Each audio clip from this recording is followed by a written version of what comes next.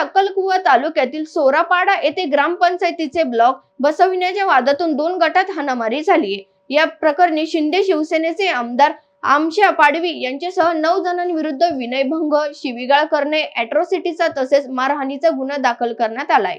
तर याच प्रकरणी दुसऱ्या गुन्ह्यात शिंदे शिवसेनेच्या जिल्हाध्यक्षांसह भाजपचे पदाधिकारी अशा 12 जणांविरुद्ध गुन्हा दाखल करण्यात आलाय।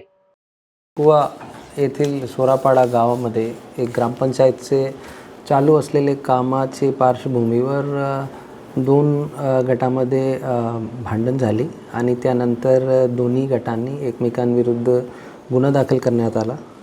त्यामध्ये अक्कलकुवा पोलीस स्टेशनमध्ये क्राईम नंबर 424 2000/2024 कलम 333 79 74 198 191 190 115 352 आणि 349 त्याचबरोबर ॲट्रॉसिटीची 31 RS प्रिव्हेन्शन ऑफ ॲट्रॉसिटीची 31 RS कलम असा गुन्हा दाखल करण्यात आला। 9 लोकांविरुद्ध व इतर 9 नॉन अक्यूज्ड आणि इतर लोकांविरुद्ध तसा गुन्हा दाखल करण्यात आला।